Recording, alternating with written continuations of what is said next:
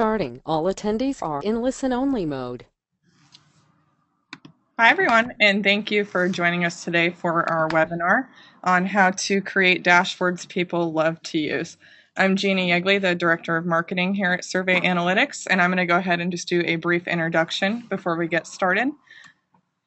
So here's our agenda for today's webinar. We're going to talk about how the world is data-driven, and then we're going to give an interactive tour of dashboards, talk about some pitfalls to avoid, show some great examples, and then at the end we're going to have a live Q&A session. So on the line today we have Andrew Jevons, who is the CEO here at Survey Analytics. He's in charge of all of our daily operations. He has a very strong expertise in software development, survey statistics, and psychology. And then a little bit about me. I have 4 years in leading software marketing programs and demand generation. And then we have special guest Anup Surendran, who is in charge of product innovation at Second Prism, and he has over 15 years in enterprise solutions servicing Fortune 500 businesses. To give you a little company background about Survey Analytics, we help companies listen and learn through multiple platforms and channels. Those include surveys, mobile research, panel management capabilities, and also social media integration. So some of our clients include CareerBuilder, Microsoft, the GSA, acesss, and Zynga. A little bit about Second Prism. They help businesses create dashboards easily and connect data from multiple sources, such as your surveys, sales data, and other research. Some of their clients include Tails, big in-flight entertainment business, eBay, and acesss. So now I'm going to go ahead and hand the mic off to Andrew Jevons, and we'll go ahead and get started. Hi everyone, my name's Andrew Jevons. Thanks for joining. The Internet of Things and the age of information are two concepts that have become very prominent in everybody's thinking. And for people like me, who are probably slightly older than most of you, it's interesting that I've gone from a world that was a data desert to a data deluge. And what I mean by that is that, 20 years ago, it was hard to get information. People spent a lot of money getting information. The information was very precious and very expensive to get and was treated with great care. Now we just have information about everything, and a lot of things maybe we don't need information about. And we have a flood. And making sense of that flood is the new challenge. We've gone from when it was hard to have the information to the point where making sense of the information we've got is the real issue. We're data-driven. Data's changing what we know and how we know it. I don't know how many have read this book called The Circle by Dave Eggers. It's been relatively recently came out. And here he's talking about a company, and when you read the book, you'll work out who he's sort of trying to talk about, but not actually elucidating it for legal reasons, whose statement becomes all that happens must be known. And in this world, the belief is that if all data is public, the world would be a better place. And while we're probably quite a way away from having a situation where all data is public, we are getting to a point where a lot of data that we didn't previously make public is out there. And this is, again, part of the challenge. Within the market research industry, in recent years, there's been this concept of a story. Make a story out of the data. Make a story out of the consumer interaction. And this has actually become a very effective tool of really conveying information rather than dry numbers. And to get a good story, you need to gather your facts. You need the correct facts, authentic, reliable information. You need to be understood. Trying to be an obscure author is not as good as trying to be more easily understood. So, you need to take care in how you structure your story. You need to be able to present the company or the organization that you're talking to an invitation to improve and a future direction. So the idea is you've got to have a good plot when you're talking to people about what's going on in their marketplace. And of course, the core of this is the data. Businesses are listening. They're listening in ways that they didn't listen before. Of course, we've got the standard transactional data that we always had, the data about who's bought what, where, and why. We have customer feedback. And customer feedback is changing, though. It's not just the surveys anymore, the little pieces of card or the online survey that you fill out about your experience. We have things like Twitter and Facebook and Google Plus networks where people post information that represent customer feedback, but it's not the traditional survey information. And that is becoming increasingly important. I mean, everybody's heard of phenomena on Twitter where somebody says something about some terrible piece of customer service, usually relating to an airline, which I can attest to. And then, they almost immediately get a response from the said airline, correcting this situation. It's a very effective feedback mechanism. Of course, there's employee feedback in all its forms. And finally, we need to listen to what the marketplace is doing and what our competitors are doing. And all this is being more prominent by the use of the web. It's become more easy to get this data. Okay, it's great if you know what's happening, but do you really know why it's happening? Providing, if you like, the insights into why events are happening is obviously the core thing. And again, the whole idea of insights within consumer research and business-to-business research recently has become very prominent. For instance, why people are banning online shopping carts. I heard an example where, somebody suddenly had the situation where 50% of the shopping carts on his site was abandoned. And he just made some updates to the site. Well, of course, had to do some digging into why this was. It was a technology issue to do with one of the browsers. But, we've really got to know why things are happening. And we've really got to have the data presented in a way that we can actually get those insights. Data isn't in one place.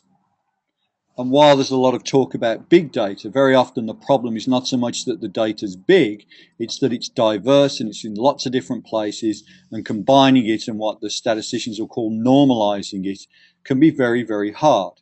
And no matter what the organization, no matter how standard things are, you will always find that the data you need seems to come from different places, or you're buying it externally, or you've generated it yourself. And that needs to be combined with other data, and this can be very hard. And of course, the big insights that you're going to get are from the combination of this data. Seldom does one data stream have all the information that you need. This is our second book recommendation, a book called Pattern Recognition by William Gibson that came out a few years ago. It's actually one of the few books I've ever seen that at the core of it has market research and a market researcher. Very interesting book, and Gibson is well known as a futurist and predicted the way the web is now many, many years before it actually existed. And his point there in pattern recognition, as the name implies, is that we have to look for patterns in data. This is the only way we can survive. We have to draw trends and draw conclusions, and if we're not careful, sometimes we see the wrong patterns in data. It's very easy to do that. As humans, we're built to detect patterns. It's a core part of our cognition. Patterns in other things' behavior, in the natural world. It's how we evolved and survived. So this is a very natural thing, and data visualization is the core of this, because the visual system is the dominant system. Your vision overrides everything else. And we're very, very good at detecting patterns via the visual system. And this is why I think that data visualization has become so prominent in the recent years. If we see things better, we can make better decisions. It's that simple. Given the flood of data, given the disparate data sources, we need to be able to see the trends, see the patterns, and make smarter decisions. And information's an asset. If you're in the business of generating information, you want to monetize it. And dashboards, such as Second Prism are going to present, is really a way of you showing your target audience, perhaps, what you've got and making them excited about it and actually giving you some money for it. And we always like to be given money for the things we do. It keeps the economy going.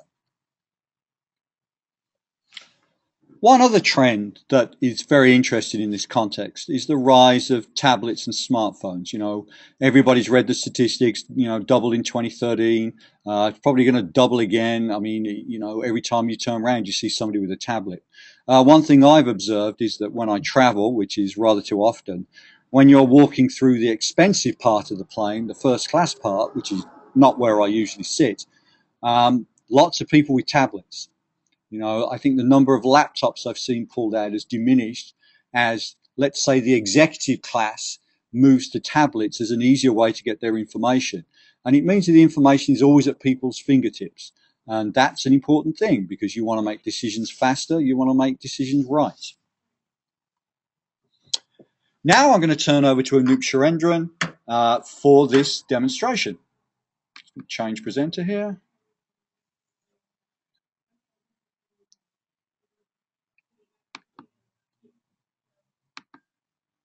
And away you go, Anup.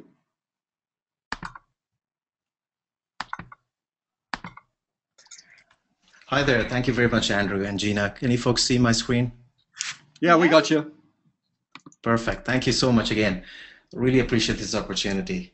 So we essentially started off last year as a SaaS differentiation tool. So when I say SaaS, I'm referring to software as a service company differentiation tool. We started on the mobile data visualization platform, and the technical team within Second Prism really wanted to solve the complex problem of taking data, summarizing it, and making it available on mobile devices first. We've evolved from there. We've evolved into the web in the last couple of months, and we've had a couple of very successful pilots. And the key focus for Second Prism is to derive data insights from data. And when I refer to deriving insights, that's a key vision for the platform. So deriving data insights, better decisions from visualization and analytics. As you know, in the BI world of things, any solution out there in the enterprise would cost you typically in the hundreds of thousands of dollars, and it could go all the way to millions of dollars depending on how complicated that solution is. The idea with Second Prism is to make it affordable, make it easy for people to use it, and drive value. The platform, which I'm going to explain a bit, helps combine data. And the way we do that within the platform is using a concept called data connectors. Our tech team focuses on different data sources, whether it comes from your POS system, whether it's Salesforce, even flat files like Excel, CSV, SPSS, really doesn't matter. We take that data and combine to data capture companies like Survey Analytics. The point is we're trying to combine business metrics along with contextual data, data coming from customer feedback, data coming from employees, and see what the correlation is, drive more insights. The dashboard engine is derived again from a combination of aggregating data and also looking at trends. So when I refer to trend, you do need data within the system for a period of time before the intelligence within the system can alert you of business thresholds. And visionary talk is all good, and the key question is, how do I use Second Prism right now? I would like to start off with, this data set which Gina and team from SA sent to us last week, and we took that data, we made it look presentable using Second Prism. Let me just quickly go over to my browser here, and this data here, I don't know if you guys can see it. Can you confirm that, Andrew?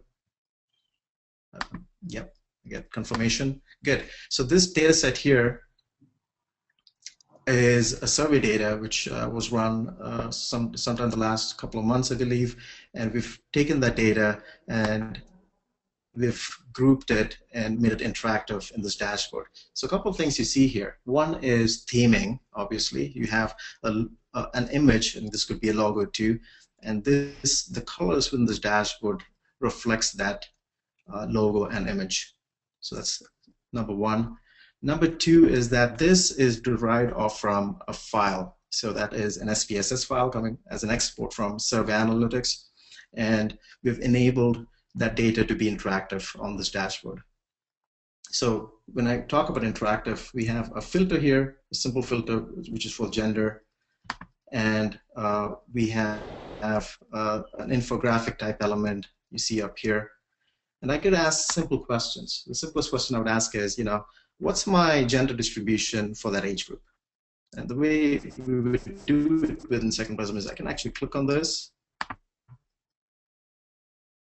and I see my gender distribution just changed. And how does it help? I mean, a dashboard like this, I mean, it's obvious it helps you, but how does it really help? It really frees your team up. Like what I mean by freeing is you have a PowerPoint deck which you typically send out to your clients. You can augment that PowerPoint deck with this dashboard. So the clients don't come back with, hey, what happens if I, what happens in this age group? What happens when people buy cans or bottles, right? I could interact with that data set. And you see in this tab, I have a multiple choice question, which is actually grouped together in a colorful stack bar.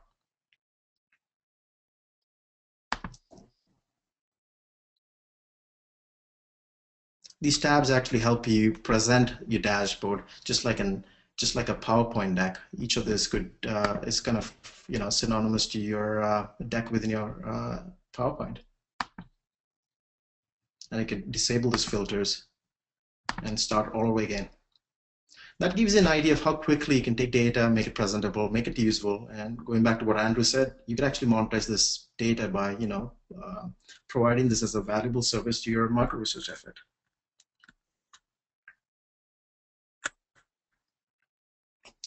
So that gives you a quick way of, quick overview of what we did with the data set we received from Survey Analytics. I would go to the next section here. So the key features we have are drag and drop interface. I talked to you about theming and white labeling. We do connect to multiple data sources. Mobile data viz is as easy as the web. As soon as you get it on the web, you get it on the mobile. You have flat files like Excel, CSV, and SPSS, which we support. And you can take these charts and go back to PowerPoint. You can take those charts and push it into PowerPoint.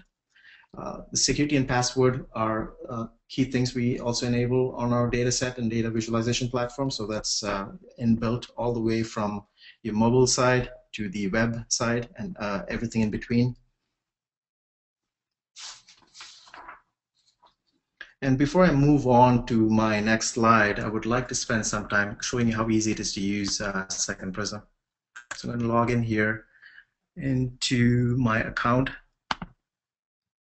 My login credentials already specified.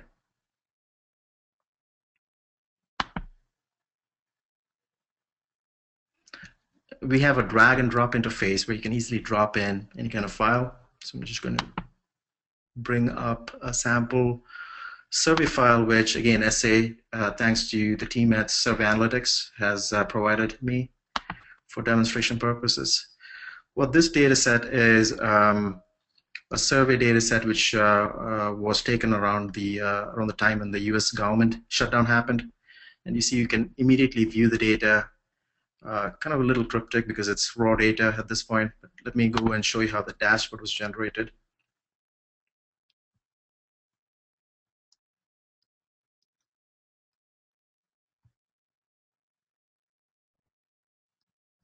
Yeah, probably this one here.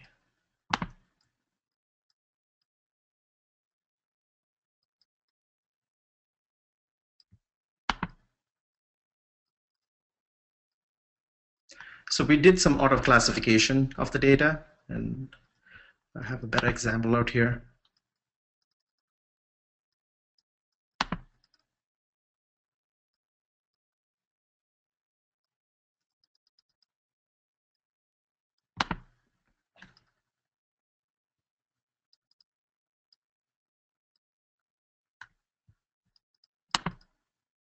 What I mean by auto classification is we introspect what the data looks like, and we know that these questions, for example, are of type category. We know these questions are of type an open-ended text, and we know some of these are numeric, category. And we took that data set, and that helps us actually visualize that data better. So that intelligence actually translates into this kind of visual layer, where we look at it and say, hey, these are US states, hence I can show a US map. We looked at this and said, there's feedback on who's to blame for the government shutdown. And because of the data points, we know this is best viewed as a donut type visual and tiles. Open-ended text comments are actually viewed as a text cloud within the tool. So this tool also generates a live dashboard for you to interact with as soon as you upload the data, right? And all this data is interactive. So I could look at what does Texas think in terms of the shutdown data, and click on Texas, and you see the data changing. That is a quick demonstration of how easy it is to use this. A simple thing as classifying data can have a profound impact to how users visualize the data. So quick demonstration there. And I want to jump in straight to the big thing why why a lot of people actually have signed up for this webinar. The key thing is, for me or for businesses, the way I look at it is, there are two types of dashboards essentially. Dashboards, the way I look at it, are cheat sheets for business, right? You drive you know what your business needs, and you have an objective for your business. Dashboards help you meet those objectives. The two types of dashboards: analytical dashboards and operational dashboards. Analytical, usually derived from data which is gathered over a period of time. You have to run some kind of sophisticated modeling. You can pivot on that, but you need data over a period of time, and that's the key thing. The other piece is operational, more time-sensitive data. So you have, you have to make decisions quickly based on the dashboards you see there. And a good example there would be within a retail context is, you have a promotion which runs on a Friday night in your retail organization. On Saturday, you want to know what the impact of that promotion was, or how effective that promotion was to your sales. And that is time sensitive, right? What Second Prism is trying to do is, combining some of this operational metrics, or business metrics, and trying to combine that with the contextual data, or data in terms of how customers perceive you, and how your employees perceive you as an organization, right? How they engage with you. So I'm going to go into the next slide here. Before that, the key thing is, look at weekly scores over a period of time and see how weekly sales are correlated with that weekly scores, and see key information or scoring information coming from surveys. Second Prism connects to multiple data sources. So you could connect, like I pointed out, from data coming from Survey Analytics. The way we do it is we have an FTP mechanism. Survey Analytics actually pushes the data to Second Prism. We could do it both ways, directionally pulling the data or pushing the data. And we take those multiple data sources and combine that to provide these dashboards. So I'll go to a quick demonstration here.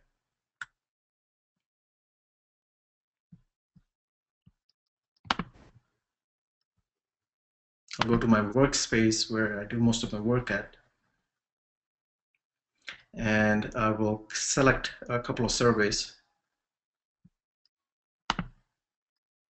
So that's feedback information coming from Survey Analytics, and then I'll combine that with weekly sales information, which gives me my business metrics. So to keep this demo simple, you could extract the data coming from Salesforce. You could get that data from a financial system, but the whole point is we can combine and do a data mashup.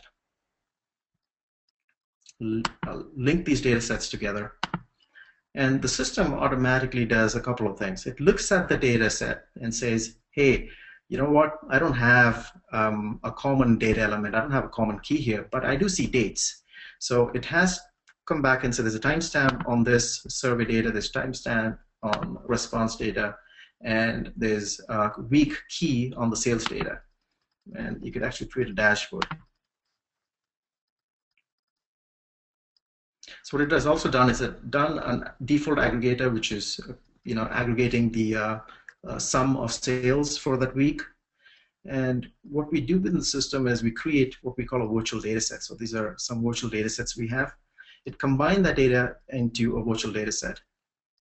Now, when we talk about big data, there are essentially, the famous 3 V's. When I say 3 V's, the V's stand for volume, velocity, and variety. So I've got variety of data here in this example, right? So I took those 3 data sets and I created what I called a virtual data set. Now, when I talk about variety, it's, you have data coming from 3 different sources. And after you get those data and you mash it up together, you need to run aggregation around on top of it. What really is missing in the big data world is this 4th V, and which I refer to as value. To drive value from data, you need it to align with your business objectives. So what I've done is I've created that virtual data set.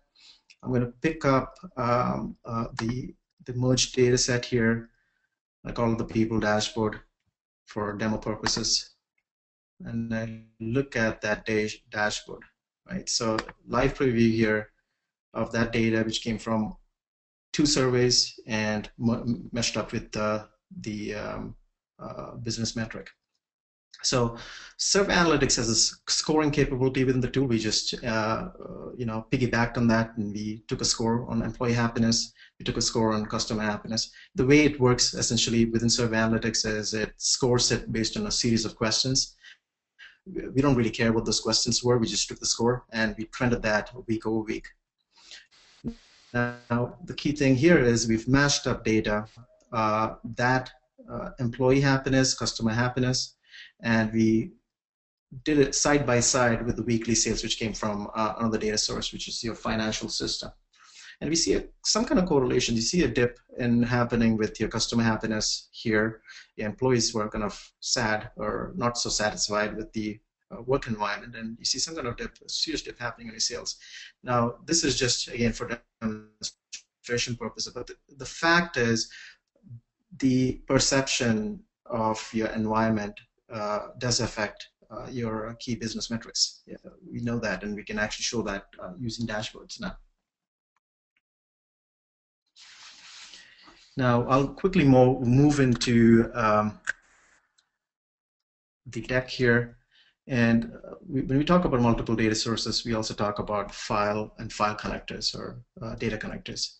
So as you've seen there, we have Excel as a connector, we have flat files, CSV, SPSS, and we are in the process of building up additional connectors to other systems which small businesses are constantly using and having they have quite a bit of value connecting to Dropbox and they share information in Dropbox, Google Drive, for example.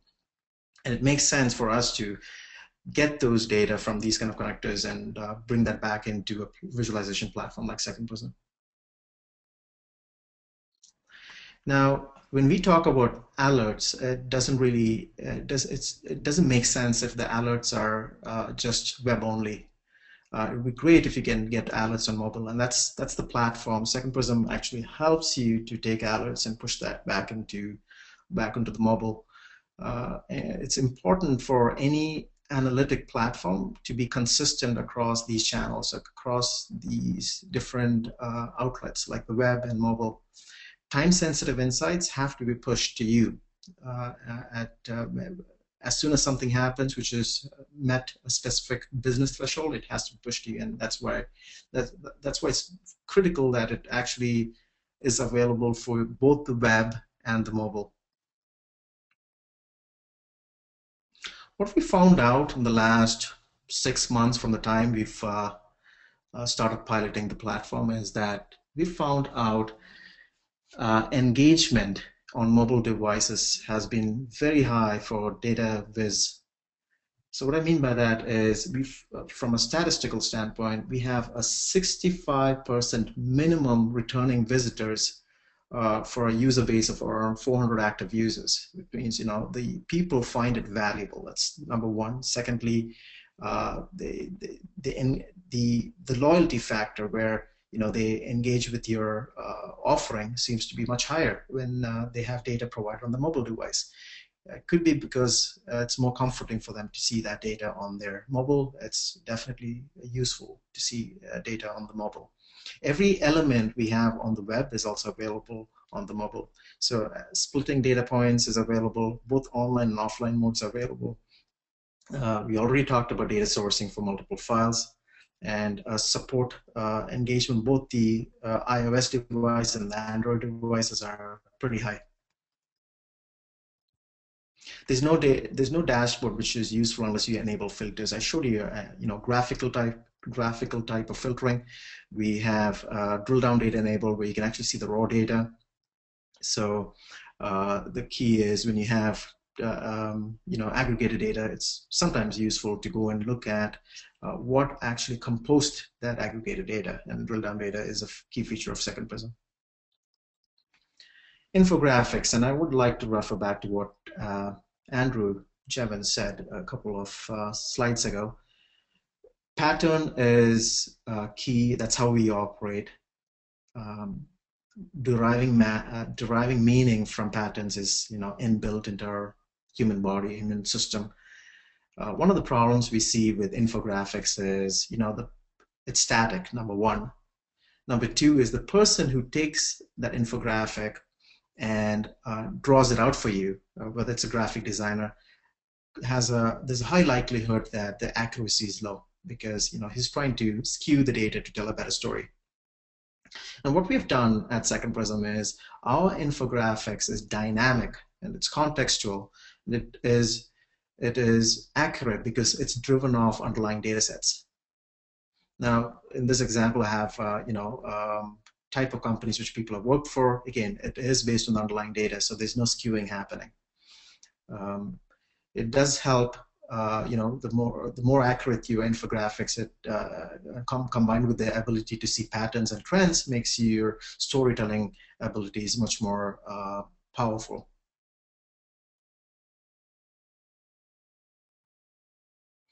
One of the things we've been working on in the last couple of months is multi-channel data inputs. So when we talk about multi-channel data inputs, you have FTP connectors, obviously, and you have these connectors to enterprise type content systems.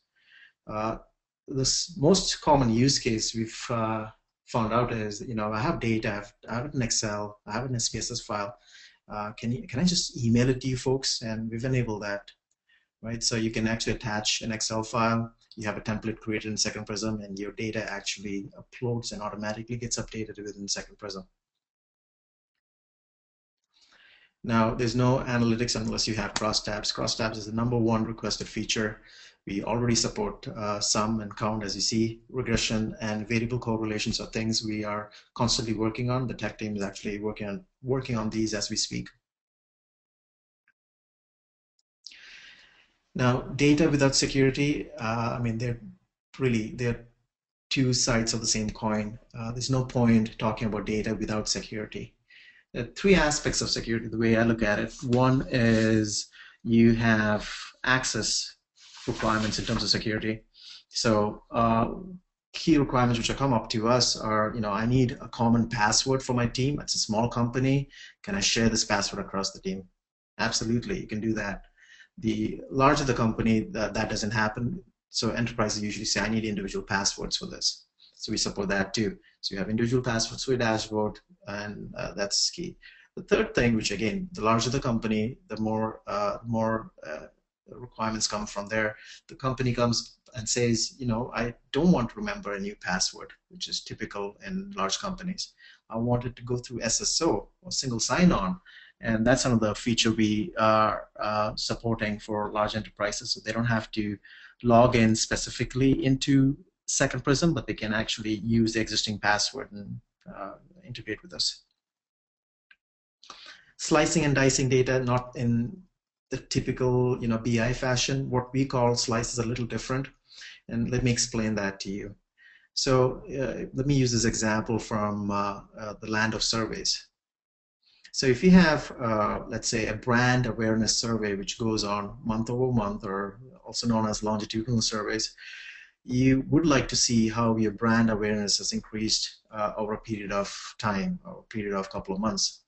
And what we do within Second Prism is this concept called slices, where you can upload a slice, a data slice, which could be an SPSS file for that month. And for the next month, you could upload the next SPSS file. The structure of your survey hasn't changed. You're asking essentially the same questions again and again. And you compare these brand awareness scores across a period of time. And that's a unique thing. I'm pretty sure nobody else out in the market does that. But one of the things is you could use that same concept within your organization in terms of sales data. So you want to see total sales for your region for this month. You want to, and if it's a distributed sales team, you can upload another file and see how did that sales look in the next month for the same region. So comparing multiple data versions is critical, and it's supported. We do sorting and grouping based on different factors, and you could toggle chart types. I mean, it sounds simple, but the key thing is if you have a data set, let's say it's state information, so you have a visual which looks like the United States, and you want to say, you know, this doesn't really make sense to me. I would like to visualize that in a bar graph. It's up to you. The key thing is make sure your chart types reflect, you know, your storytelling abilities. Usually, I mean, when Gina reached out to me and she said, can you come up with best practices? I said, you know, there are lots of best practices within dashboards, but I would like to focus on 5 things you should avoid when you create dashboards. So this is something I would like you guys to take and understand. You know, cool is cool, but a common friend of ours, he says cool is also for fools. So cool should not trump usefulness. What I mean by that is, you know, making it attractive should not prevent you from actually making it meet its objective. The objective is, you know, you want data insights. Let's make sure that happens first. There's no point building a dashboard unless you market it. And you know, a solution needs to be evangelized. It has to be taken in. You have to get your C-level people to approve of it, you know, fund it, get the sources of data, and you know, show the value of the solution. So you cannot assume once you get a cool or, you know, even a functional dashboard that people will use it automatically. So that process has to start much up front, because again, you need people's buy-in before you build out a dashboard. Again, there's no point. Number 3 is there's no point building up additional filters, putting in date and time ranges unless it's really required. So keep it simple, keep it engaging, make it easy to use is my biggest advice. 4th is I've seen companies, the last company I worked for was a retail organization. Before that, I was working for investment banks in New York. But data quality is a key problem in every organization. I cannot re-emphasize that more. There are companies who are spending millions of dollars cleaning up the data, and the reason is simple. It's human errors most of the time, where, you know, you have multiple people entering in data in multiple systems. You have siloed information, but that has to be a key thing. You look at it overall from an enterprise standpoint or from a governance standpoint. Make sure your data is good before you actually even visualize it or get into your dashboards. Last but not the least, again, it's kind of goes alongside point 1, but if there's no clear strategy and you don't have a way to drive actions, I mean, if there's no relationship between these two and you cannot measure it, obviously there's no point, you know, if there's no relationship between these two, there's no point in creating a dashboard. So, you know, think through these before you come up with your dashboard design. Quickly going to go through some examples here. We have market research dashboard similar to the beer survey. Again, you see this, the first thing you see is obviously the theming. They had given us a couple of color options, and this is themed based on the color options. Interactivity is there. You have 2 filters in this case, right? And I can start asking simple questions. I could go to this age thing and say, okay, in this example, it's a multi-choice question is, which couple would you like to see on the cover of Ebony?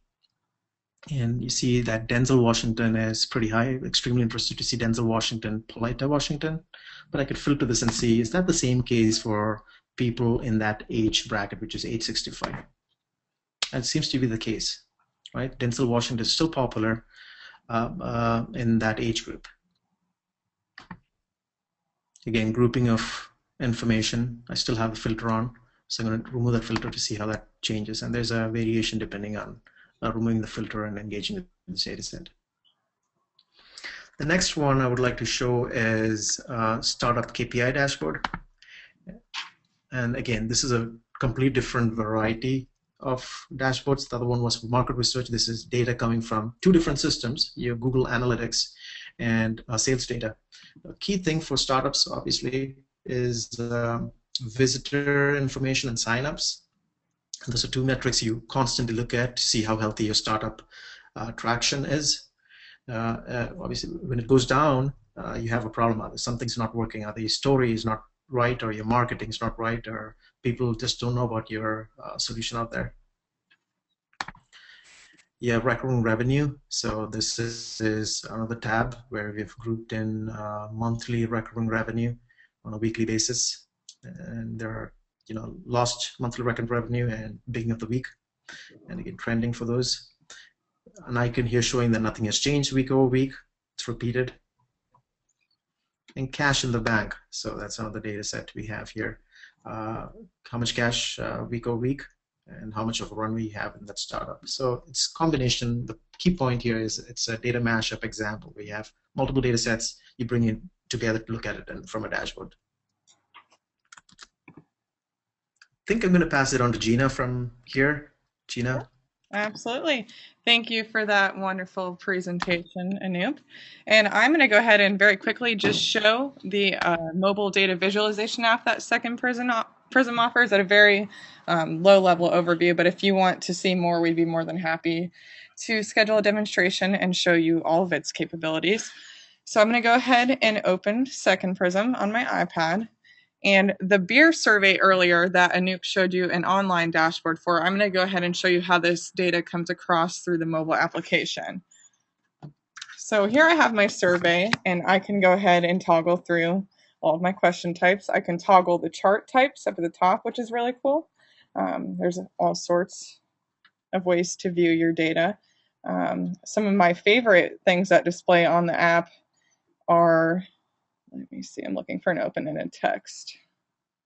Let's see. So this was a question, how much money do you spend on beer? It went ahead and generated all the numbers in here, and I can go ahead and zoom in and see what numbers were said more frequently. If I hit the little information button, I can see how many responses I had. I can go ahead and share this information right to my Facebook or Twitter, or email it on. People can also add comments in here. Another cool thing is how it displays gender. It gives you that very infographic style aesthetic where it's just very visual and easy to interpret. What state do you live in? It gives you a really cool map. There's all kinds of customization options to this. So this is just a very low-level overview of how the mobile application displays, and we'd be happy to answer any questions about it. And at this time, we're going to go ahead and open up the table for questions. And we have Anoop and Andrew here available to answer them. We already have quite a few that have been asked, but feel free to keep asking, and we will get all the answers posted on our blog later this afternoon. So, Anoop, I'm going to go ahead and ask the first question to you. In terms of tag clouds, is there a way to set up stop words? Anoop? You there? Yeah, I was just on mute. Yeah, I'm here. Okay. Our stop words, we have a functionality for stop words. We don't have it enabled on the web yet. We're still working on it to make it available for our customers to use. It's essentially a text box where you actually type it in. It's not enabled yet, but yes, we do. Okay, great, thank you. The second question is from Rachel, and it is there a way to send push notifications to the application when a new report is due? Is it for me, Gina? Yes. I'm assuming. Yeah, so on the mobile side, yes, we do have that. It requires our partner companies to actually enable corresponding service where if reports are coming from a software as a service provider, they need to enable that capability on their side. Our platform does support it. Again, if this platform is deployed within your organization, it's easy to turn this on. So I don't know if I have answered it exactly. The platform does support it. It requires configuration on the server side. Okay, great. Thank you. The next question is from Paul, and he asked, do enterprise users have the ability to share dashboards, files, and other components with specific users inside or outside of their organization? Very good question, Paul. This is kind of goes back to the security slide, which I just showed. The way we do it is we enable security on the dashboard. So if your organization, let's say it's Coca-Cola, and you had 3 different units underneath it, or organizational units, we enable security for each of those organizational units, so and the users underneath it. So they will have individual passwords, and they would be able to share those dashboards or view those dashboards by logging in with the individual passwords. Great, thank you. And the next question is from Mary, and she is asking, can you customize the templates to your own brand and look and feel? I don't think we reviewed this, but the answer is yes. But Anoop, if you want to go further into detail about that. Absolutely. I mean, absolutely. That's one of the key features the team actually worked on, because we went into the market. We asked all the market research firms we could get our hands on and asked this first question: what do you need? What's the most important thing you need? And they said, I want my brands to align with the dashboard. And we said, okay, we'll fix that problem. So you see that in the American Beer Survey. We take that data, and we said, okay, we got the data, we got the visuals, take these and also make it look like those beer bottles up there, right? Make it look like your brand, your logo. And if you want more examples, I'm more than happy to do one-on-one sessions and show you how easy it is to do this, right? So it's essentially, 3-4 clicks. It requires a little bit of HTML knowledge, but it's very simple, right? So hopefully I answered your question there. Great, thank you. And the next question is from Bart, and he asks, is there a limitation to the amount of data sources you can connect and compare? So we're working on the key enterprise data connectors. Number one, we have survey analytics there. We have connectors to other enterprise software as a service platform, which we're still working on, and trying to make it optimal in terms of data volume coming back into Second Prism. So one of the key things, like I pointed out, is an optimal volume so that your dashboards can be rendered in a faster manner on your browser. So aggregation of data is key. Is there a limit to a number of connectors? We haven't hit the threshold yet, to answer your question.